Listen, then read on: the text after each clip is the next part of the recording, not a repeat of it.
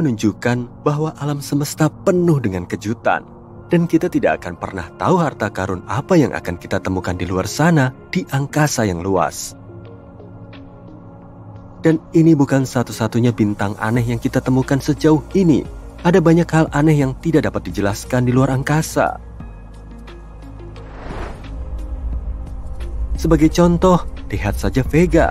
Vega, yang juga dikenal sebagai Alpha Lyrae, adalah bintang terang yang terletak di rasi Lyra. Bintang ini merupakan salah satu bintang paling terang di langit malam dan mudah dilihat dengan mata telanjang dari sebagian besar belahan dunia. Bagi kita yang tinggal di belahan bumi utara, Vega mungkin tampak seperti bintang yang indah dan terang. Tapi kita nggak tahu kalau ternyata bintang ini menyembunyikan rahasia, yaitu dia sebenarnya agak gepeng. Laju rotasi Vega yang tinggi menyebabkan Vega agak buncit di ekuatornya. Kayak perut kosmik, bintang ini berotasi setiap 12,5 jam sekali. Ini cukup cepat untuk sebuah bintang, dan dia juga melontarkan materi di sekeliling pinggangnya. Bintang ini kayak lagi main hula hoop. Materi ini berada lebih jauh dari pusat bintang, sehingga gravitasi yang diterima materi ini lebih kecil, menyebabkannya mendingin dan menggelap, yang menyebabkan efek penggelapan gravitasi. Jadi, pada dasarnya, Vega adalah mimpi terburuk bagi para ahli kebugaran kosmik. Meski begitu, bagi kita para pengamat bintang, Vega masih terlihat bulat karena kita melihatnya dari ujung kutub bumi. Tapi, kalau kita melihatnya dari sudut yang berbeda, kita akan mendapatkan pemandangan yang sangat berbeda. Pemandangan yang mungkin membuat kita bertanya-tanya, apa Vega beneran ngumpetin donat kosmik diam-diam? Namun, meski kita ngeledekin lingkar pinggang khatulistiwanya, tidak bisa disangkal kalau Vega tetaplah salah satu bintang yang paling terang dan menarik di galaksi kita. Tapi kalau ingin sesuatu yang benar-benar terang, bagaimana kalau supernova? Supernova adalah ledakan raksasa di angkasa yang terjadi ketika bintang mencapai akhir siklus hidupnya. Mirip akhir dari pertunjukan kembang api, tapi dalam skala kosmik. Ledakan ini melepaskan lebih banyak energi dalam beberapa detik daripada yang dihasilkan matahari sepanjang hidupnya. Dan inilah yang terjadi pada bintang berikutnya dalam pertunjukan kita. Objek langit dengan nama aneh IPFT14HLS. Tapi ada satu hal yang menarik, dia ini bukan supernova biasa. Meski bintang ini sempat meledak di tahun 2014 dan mulai meredup seperti biasanya, baru-baru ini dia kembali muncul dan kembali bersinar terang. Ya, dramatis juga. Dan kalau itu belum cukup, bintang ini terus meredup dan bersinar, setidaknya 5 kali secara total, mirip seperti yoyo. Seolah-olah bintang ini nggak bisa memutuskan apakah dia ingin tetap terang atau meredup ke dalam kegelapan. Selain itu, para ilmuwan mengukur spektrum supernova tersebut. Mereka menemukan kalau supernova ini berevolusi 10 kali lebih lambat daripada bintang-bintang lainnya. Mungkin ini supernova yang cuma mau menikmati masa-masa keemasannya? Secara keseluruhan, objek ini masih menjadi misteri. Tapi, bintang ini bukan satu-satunya bintang yang mengalami sindrom 2-in-1. Sekilas, MY Camelopardalis tampak seperti bintang biasa, tapi setelah diamati lebih dekat, para astronom menyimpulkan kalau bintang ini sebenarnya adalah 2 bintang dalam 1. Kedua bintang ini saling mengitari satu sama lain dengan kecepatan lebih dari 900.000 km per jam. Ini merupakan sistem bintang kontak biner, yang artinya kedua bintang tersebut berada sangat dekat sehingga berbagi selubung yang sama. Dengan kata lain, keduanya sangat dekat sampai bisa dibilang sedang berpacaran. Bintang Romeo dan Juliet ini adalah salah satu bintang ganda paling masif yang pernah ditemukan. Masing-masing memiliki massa 32 dan 38 massa matahari. Para astronom juga menduga kalau kedua bintang ini sedang berada di ambang penggabungan. Artinya, suatu hari nanti keduanya akan bergabung menjadi satu bintang super raksasa. Wow, Siapa sangka ruang angkasa bisa romantis begitu? Selanjutnya, perkenalkan nama panjang lainnya, HD 140283, yang juga dikenal sebagai bintang Methuselah. Si kecil di rasi Libra ini sudah ada sejak lama. Yep, benar-benar lama. Sebenarnya, ilmuwan mengira usianya lebih tua dari alam semesta itu sendiri. Bayangkan aja kalau itu benar. Tapi akhirnya, mereka menemukan bahwa usia sebenarnya adalah sekitar 14,8 miliar tahun. Sebaya dengan alam semesta kita, itu tetap aja mengesankan. Bintang ini sangat tua. Dia bahkan masih ingat saat Bima Sakti masih berupa bayi galaksi. Tapi, terlepas dari semua itu, bintang ini masih hidup. Bintang ini baru saja mulai mengembang menjadi raksasa merah. Ini mirip kayak kamu waktu berusia 30-an.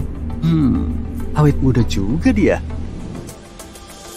Tapi, kalau semua hal itu sudah bisa dipahami, gimana dengan bintang yang diberi nama bintang WTF oleh para ilmuwan? Beneran loh, paling nggak dulu namanya begitu. Sekarang dia disebut bintang Tebi. Bintang ini juga punya nama yang lebih ilmiah, tapi agak sulit diucapkan. Namun, yang sangat aneh dari bintang ini adalah peredupannya yang tidak beraturan. Gak tahu kenapa, bintang ini gak bersinar kayak bintang pada umumnya, melainkan berkedip-kedip, seolah-olah ada orang yang menyalakan dan mematikan senter. Dan itu bukan cuma redup sedikit, penurunan cahayanya bisa sampai 22%. Jadi itu bukan karena terhalang oleh planet atau semacamnya. Ilmuwan telah menemukan berbagai macam penjelasan untuk perilaku aneh ini. Mulai dari komet, debu, hingga megastruktur luar angkasa. Serius?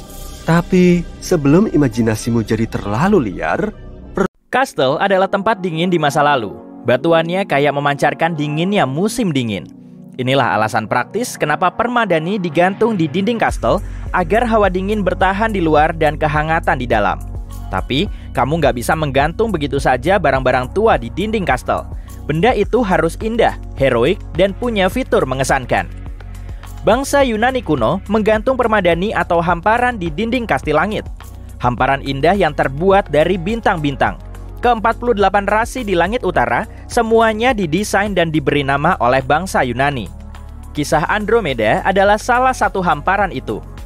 Terdiri dari 7 rasi bintang yang menyebar di seluruh langit musim gugur, kisah itu mengandung pengamatan astronomi terperinci yang dilestarikan sebagai sorotan di hamparan langit. Kisah itu dimulai dari rasi bintang Cassiopeia, ratu kerajaan tertua di Afrika Ethiopia. Ketika rasi Cassiopeia berada di ufuk, kelihatan mirip anak tangga yang naik ke Bima Sakti. Piramida bertingkat di seluruh dunia diperkirakan telah terinspirasi oleh rasi itu. Bagaimanapun, Cassiopeia adalah rasi cantik yang mengindikasikan bahwa Ratu Cassiopeia juga wanita cantik. Dia cantik, tapi sekaligus sombong yang memicu semua tindakan dramatis.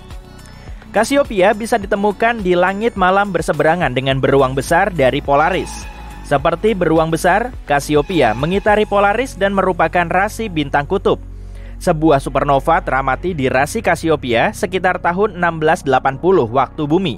Cassiopeia A yang telah muncul sekitar 11.000 tahun lebih dulu. Satelit Sinar X Chandra baru-baru ini merekam foto luar biasa dari sisa-sisa supernova ini yang muncul dalam unsur belerang, kalsium, silikon, dan besi di tengah intensitas sinar X tinggi dari awan yang meluas. Suami Cassiopeia juga menjadi nama rasi bintang kutub, rasi bintang minor yang redup bernama Cepheus. Dia memiliki kerajaan sendiri. Gabungan dari beberapa kerajaan melalui pernikahan adalah sesuatu yang umum sepanjang sejarah. Cepheus adalah Raja Funisia. Ada banyak Raja Funisia di masa itu ketika Funisia cuma merupakan kumpulan kota di sepanjang pesisir barat Laut Mediterania. Rasi Cepheus bisa ditemukan di area antara Cassiopeia dengan Polaris. Rasi Cepheus penting bagi para astronom. Di rasi inilah Henrietta Swan Leavitt menemukan bintang-bintang variabel yang berdenyut dengan interval teratur. Tingkat denyutan bintang itu mengindikasikan terangnya bintang tersebut dan kemungkinan pengukuran pasti jarak menuju bintang itu. Penemuan variabel Cepheus adalah terobosan besar bagi astronomi awal abad ke-20. Cepheus dan Cassiopeia memiliki putri, Andromeda, yang juga terkenal dengan kecantikannya yang menjadi penyebab semua keributan. Tampaknya suatu hari Cassiopeia membanggakan kecantikannya dan kecantikan putrinya Andromeda. Kami lebih cantik dari wanita manapun di seluruh dunia. Pengakuan seperti itu bisa dimaafkan bagi seorang ratu, tapi kemudian Cassiopeia melangkah lebih jauh sampai melampaui semua batas alam. Faktanya kami lebih cantik dari Nereid manapun. Nereid adalah bidadari laut dalam mitologi Yunani, putri dari lautan. Para Nereid terkenal karena kecantikan dan kebaikannya kepada para pelaut. Semuanya ada 50 Nereid. Tersinggung karena diremehkan, dibenci oleh seorang wanita yang fana. Cassiopeia harus dihukum karena melampaui batas ketertiban sipil. Dengan kesombongannya yang berlebihan, Cassiopeia melampaui batas alam, sehingga hukuman enggak wajar dijatuhkan ke seluruh kerajaan Ethiopia. Suatu monster dari dasar lautan rasi Cetus mulai menghancurkan desa-desa di pesisir Ethiopia, juga kapal-kapal nelayannya. Dengan tepat, Cetus adalah rasi bintang langit selatan. Sebagai rasi terbesar keempat, jika ditilik dari areanya, Cetus berada di bagian langit yang gelap bernama lautan, dengan cuma kepalanya yang naik di atas ekuator langit. Di bagian langit ini terdapat beberapa rasi bertema air. Rasi Pisces, ikan, Aquarius, pembawa air, dan Eridanus, sungai. Lebih dari 50 eksoplanet telah ditemukan di Cetus. Pasti teleskop antariksa James Webb akan menikmati menganalisis spektrum atmosfer planet-planet ini guna mencari tanda-tanda kehidupan. Sementara itu, Ratu Cassiopeia dan Raja Cepheus harus melakukan sesuatu terkait monster yang menghancurkan pesisir Ethiopia. Mereka berkonsultasi kepada seorang peramal dan sekali lagi melewati batas ranah akal dan alam. Katakan peramal, apa yang harus kami lakukan untuk menghentikan monster yang merusak kerajaan kami? Monster ini bukan bencana alam yang wajar, ada pelanggaran yang dilakukan terhadap alam yang lebih tinggi. Dan ini hukumannya. Monster tak bisa dihentikan dengan cara biasa. Hanya korban manusia yang paling mulia yang bisa menenangkan hewan itu. Satu kesalahan menambah kesalahan lain. Orang paling mulia di kerajaan itu tentu saja Putri Andromeda. Menurut titah ayahnya dan persetujuannya, atau mungkin saran ibunya, Andromeda dirantai pada sebuah batu di lepas pantai. Dialah korban manusia yang diharapkan orang tuanya akan menyelamatkan kerajaan. Wah, taram. Datanglah pahlawan Yunani yang akan menyelamatkan hari, mencegah korban manusia, dan mengubah Cetus menjadi batu. Perseus. Dari mana asal Perseus? Menurut legenda, dari Kepulauan Hebrides. Perseus pergi ke Hebrides dalam rangka mengejar Gorgon Medusa. Cakupan geologis dari wilayah ini luar biasa, dari Hebrides sampai Laut Merah. Hebrides adalah kepulauan yang sebagian besar terdiri dari pulau-pulau batu di lepas pantai barat Skotlandia. Berlayar lebih jauh adalah mustahil. Hebrides adalah ujung mutlak dunia. Perseus tidak harus berlayar ke Hebrides, tapi dia terbang dengan sepasang sandal bersayap. Perjalanan jauh Perseus. Medusa adalah salah satu penjahat sepanjang masa. Sekali melihat Medusa, dia begitu mengerikan, membuatmu ketakutan hingga benar-benar berubah jadi batu. Perseus terancam bahaya besar. Jadi apa yang dilakukan pahlawan kita? Alih-alih menatap Medusa, Perseus memakai prinsip ilmiah pemantulan. Dia membunuh Medusa dengan melihat bayangannya sendiri yang dipantulkan di perisainya yang dipoles. Dalam hamparan langit kita, Perseus digambarkan mengangkat kepala Medusa yang terpenggal. Di langit malam, satu mata di kepala Medusa terbuka dan terpejam dan terbuka lagi. Para astronom Arab menamakan bintang ini Al-Ghul. Al-Ghul adalah bintang ganda yang sedang mengalami gerhana. Satu bintang bersinar terang dan yang satunya enggak begitu terang.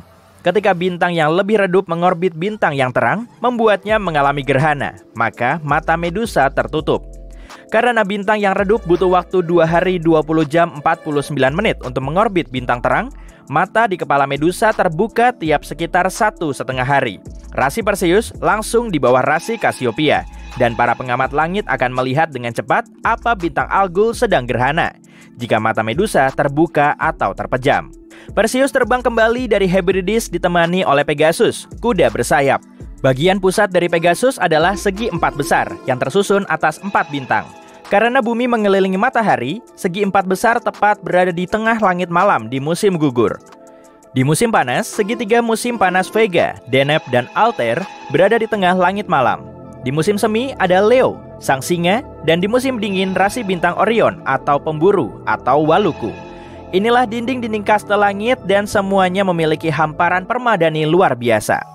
Rasi Andromeda berbagi bintang bernama Alpheratz atau Alpha Andromedae dengan rasi Pegasus. Ini adalah salah satu sudut dari segi empat besar, jadi kelihatan Andromeda kayak mengendarai Pegasus.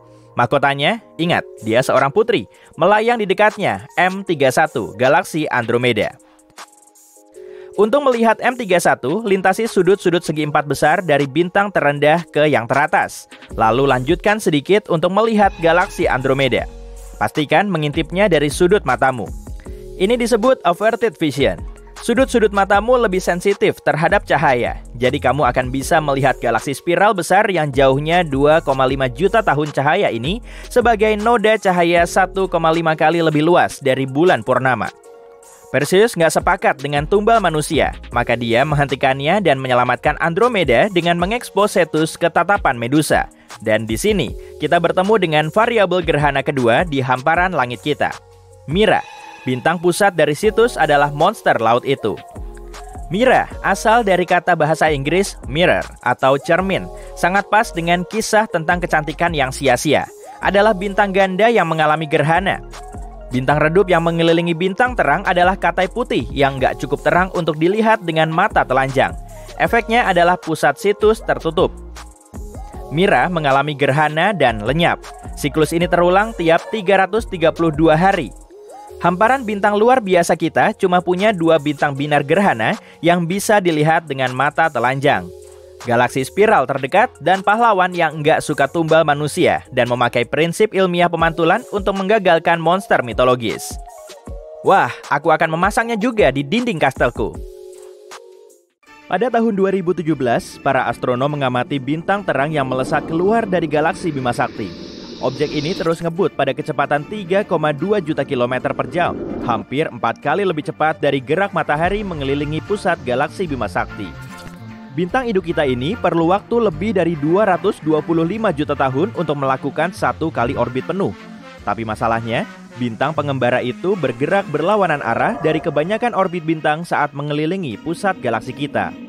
Dan anehnya lagi, bintang itu terdiri dari materi yang sangat berlainan. Para astronom kemudian bisa mengidentifikasi komposisinya yang berupa atom logam berat. Padahal, kebanyakan bintang lain terdiri dari unsur yang jauh lebih ringan. Bintang pengembara ini dinamakan LP4365 dan bisa terbang satset hingga keluar jauh dari galaksi kita. Mereka juga yakin kalau pengembara ruang angkasa ini terdorong keluar dari tempatnya oleh suatu bencana kosmik, seperti supernova. Ledakan bintang supernova ini merupakan ledakan terbesar yang bisa terjadi di ruang angkasa dan berlangsung setelah perubahan mulai muncul di inti bintang. Supernova bisa terjadi dalam sistem bintang biner maupun satu bintang. Bintang biner adalah 2 bintang yang mengorbit bintang induk yang sama. Katai putih super padat yang jadi salah satu bintangnya bisa mencuri materi dari bintang pasangannya. Dan setelah beberapa saat, si pencuri mengakumulasi banyak materi lalu meledak menjadi supernova. Ada juga supernova yang dipicu oleh bintang tunggal yang mendekati masa akhir hidupnya karena telah kehabisan bahan bakar. Masa yang masuk ke inti bintang akan terus bertambah dan akhirnya inti bintang jadi terlalu berat sampai nggak mampu lagi menahan gravitasinya sendiri. Setelah intinya runtuh, muncullah supernova yang melepaskan banyak energi. Tapi para astronom masih belum bisa menjelaskan proses pembuangan LP4365 ini dari galaksi kita oleh supernova. Tiap ada pertanyaan, malah makin memunculkan lebih banyak pertanyaan lain. Mungkin itu cuma bintang pendamping yang terlontar oleh gelombang kejut setelah ada supernova, atau malah serpihan dari bintang yang meledak. Studi terbaru yang telah mengumpulkan sejumlah data menunjukkan kalau bintang katai putih itu berputar pelan di sekitar porosnya. Kemudian para astronom berspekulasi kalau LP4365 cuma serpihan kosmik, jadi nggak termasuk bintang. Dan ajaibnya, serpihan kosmik pengembara ini bisa bertahan dari salah satu peristiwa ruang angkasa yang paling dahsyat. Tapi setelah menyimpulkan demikian, mereka juga mengamati fenomena memukau lainnya. Fitur unik LP4365 ini kemungkinan baru muncul setelah bintang ini mengalami supernova. Meskipun kejadiannya berlangsung sangat cepat, wujud bintang ini berubah total. Kebanyakan bintang punya unsur utama helium dan hidrogen, tapi LP4365 emang beda dari yang lain, karena di dalamnya terdapat unsur berat seperti magnesium, oksigen, dan neon. Supernova pasti telah menambahkan semua atom ini ke komposisi bintang tersebut. Dan para astronom menggolongkan semua unsur yang lebih berat dari helium sebagai logam. Artinya, setelah mengalami supernova, LP4365 berubah menjadi metalik. Saat ini, sang bintang nggak punya planet sendiri, tapi satelit tes milik NASA mengamati adanya keanehan. Jadi satelit ini punya misi mencari planet jauh yang melintas di depan bintang induknya dengan mengamati cahaya yang redup. LP4365 justru makin cerah dan baru meredup lagi tiap 8,9 jam. Kemungkinan bintang ini bisa berdenyut, tapi biasanya denyutan bintang nggak berlangsung secara teratur. Jadi menurut penjelasan yang lebih logis, permukaan bintang ini nggak rata. Saat bintang berputar, bintik matahari terbawa masuk, kemudian nggak terlihat lagi. Berarti bagus dong? Dan setelah mengetahui kecepatan rotasi bintang ini, para astronom bisa menggali proses yang berlangsung di dalamnya sekitar 5 juta tahun yang lalu, selama supernova. Eksoplanet biru terang HD 189733b kelihatan tenang dan sangat familiar. Mirip banget kayak bumi kita, tapi kemiripan ini justru menyimpan misteri yang nyeremin. Di permukaannya, angin bertiup dengan kecepatan 8.700 km per jam atau 7 kali kecepatan suara. Itu pun masih belum seberapa, karena di planet super panas ini juga ada hujan kaca yang arahnya menyamping. Bintang neutron adalah inti bintang raksasa yang sangat padat. Bintang ini memancarkan sinar X atau gelombang radio. Tapi pada tahun 2018 lalu, para astronom mendeteksi aliran cahaya inframerah misterius yang rupanya berasal dari bintang neutron sejauh 800 tahun cahaya dari bumi. Teori yang paling logis menyatakan sinyal ini mungkin dihasilkan oleh piringan debu yang mengelilingi bintang, tapi belum ada cukup bukti yang bisa mengonfirmasinya. Kecepatan rotasi Merkurius paling ngebut di antara semua planet di tata surya kita. Planet ini mengorbit matahari dengan kecepatan lebih dari 160.000 km per jam, mengungguli planet kita lebih dari 64.000 km per jam. Karena inilah, 1 tahun di Merkurius sama dengan 88 hari di bumi. Jarak orbit Merkurius ke matahari juga paling dekat. Makanya, kalau kamu memapakkan kakimu di permukaan Merkurius pada titik terdekatnya dengan matahari, ukuran matahari akan kelihatan 3 kali lebih besar daripada saat kita melihatnya dari bumi. Pulsar Black Widow adalah bintang neutron yang berputar. Pulsar ini melahap bintang katai coklat ringan yang jadi pasangannya. Semakin banyak energi yang dikonsumsi, akan semakin lambat laju perputarannya. Energi yang hilang selama proses ini menyebabkan bintang pasangannya mulai menyusut. Di konstelasi Centaurus, terdapat awan molekul yang nggak bisa kita sebut sebagai tempat yang aman dan tenang untuk bermain-main. Tempat ini terdiri dari hidrogen dan bintang yang baru lahir. Letaknya ada di nebula, sekitar 6.500 tahun cahaya dari bumi. Jadi sederhananya, nebula adalah awan gas dan debu raksasa yang melayang-layang di luar angkasa. Energi kuat yang dipancarkan bintang bayi ini menyebabkan awan hidrogen di situ bersinar merah terang. Dan saking kuatnya, energi ini sampai bisa menggerogoti awan debu yang gelap. Para astronom bisa mengamatinya saat awan debu ini menghilang seperti gumpalan mentega di wajan panas. Eksoplanet jauh seukuran Neptunus, Gliese 436b, terbilang sangat unik karena terbuat dari es superpanas yang berkobar. Planet ini mengelilingi katai merah Gliese 436 dalam satu orbit full cuma dalam 2 hari. Dengan kata lain, jarak eksoplanet ini sangat mepet dengan bintang induknya. Mungkin karena ini juga, suhu di dalamnya jarang ngedrop di bawah 427 derajat Celcius. Tapi menariknya, ada banyak sekali es yang dikenal sebagai Ice X.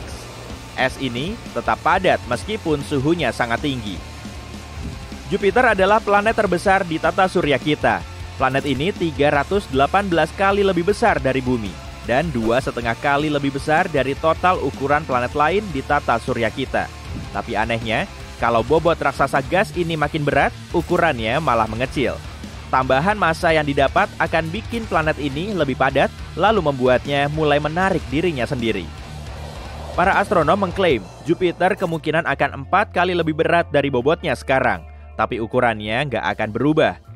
Ukuran galaksi DG-SAT-1 sebesar Bima Sakti, tapi galaksi ini nggak begitu kelihatan karena semua bintangnya hampir transparan. Yang bikin DG-SAT-1 super unik, yaitu galaksi ini cuma berdiri sendiri.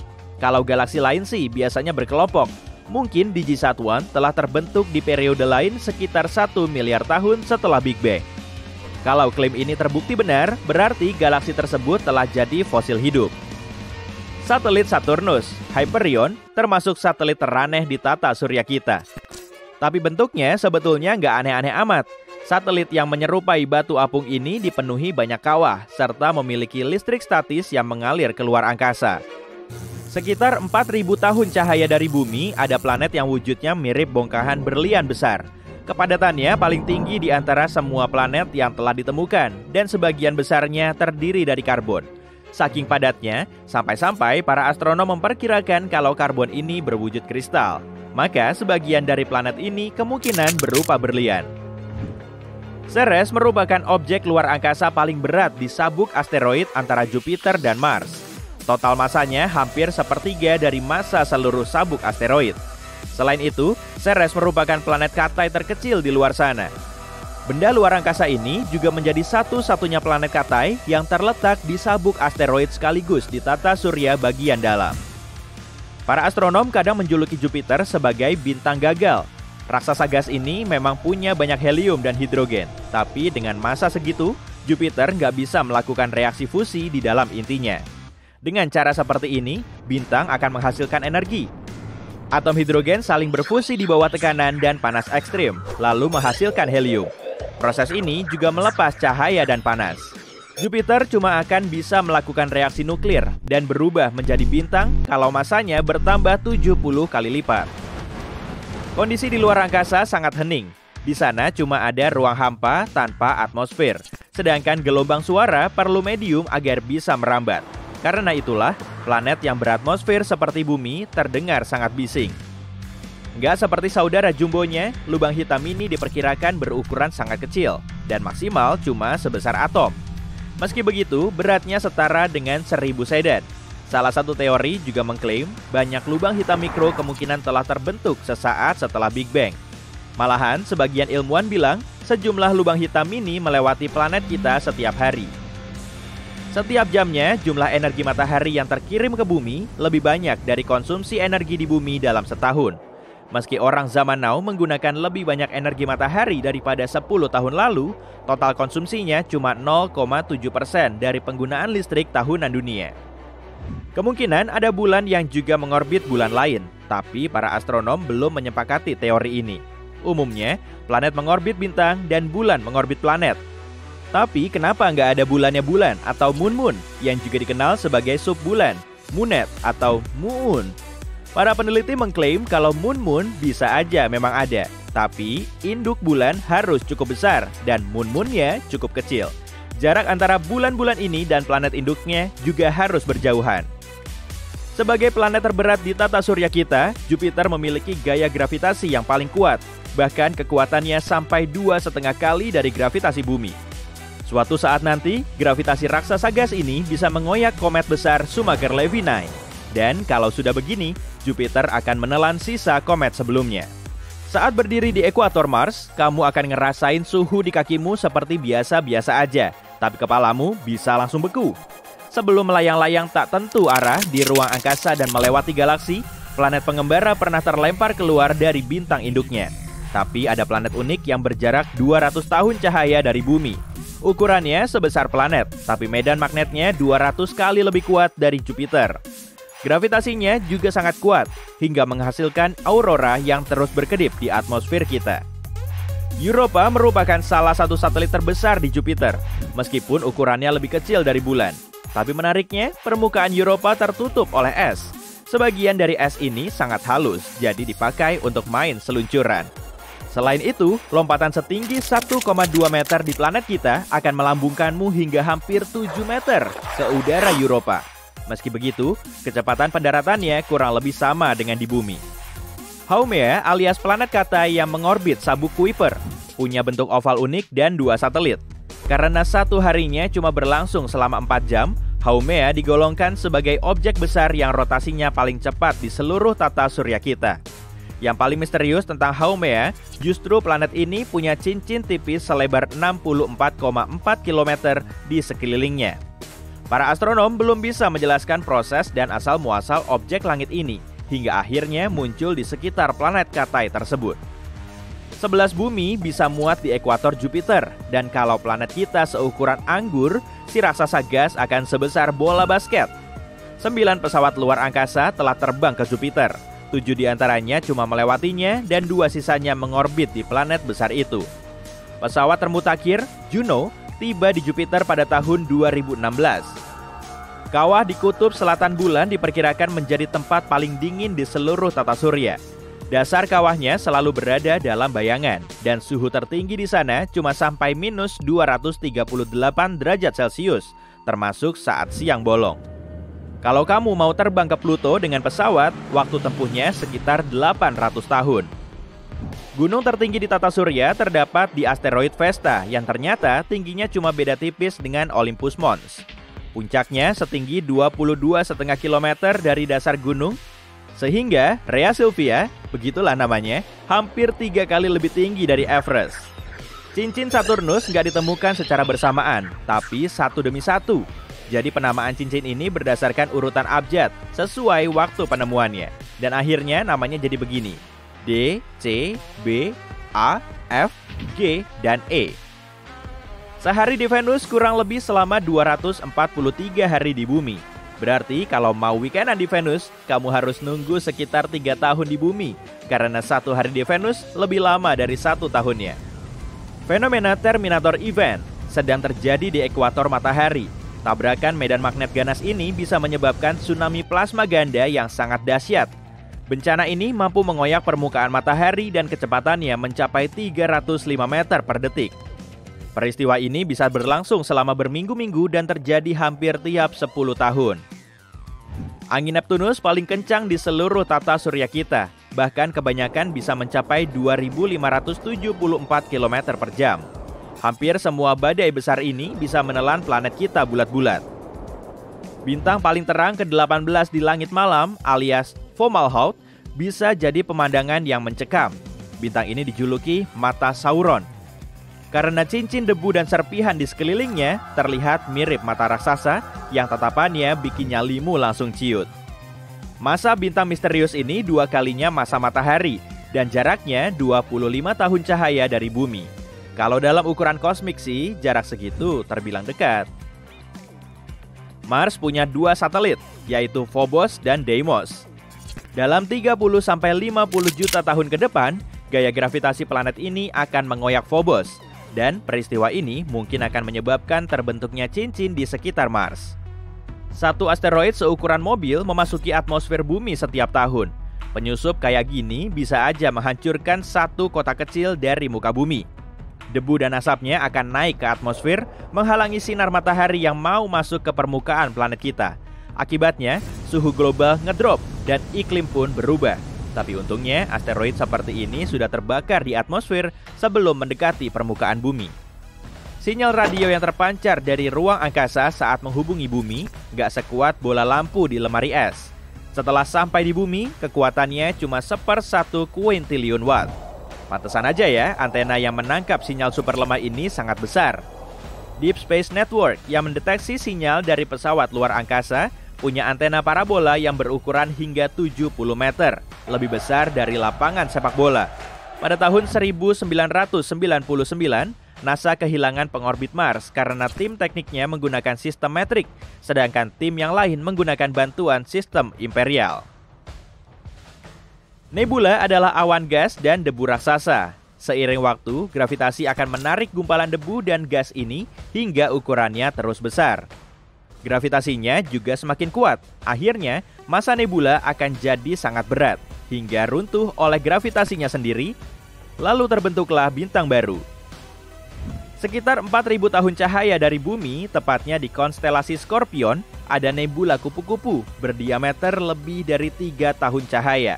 Struktur di dalam nebula ini menjadi salah satu bentuk paling jelimet yang pernah teramati.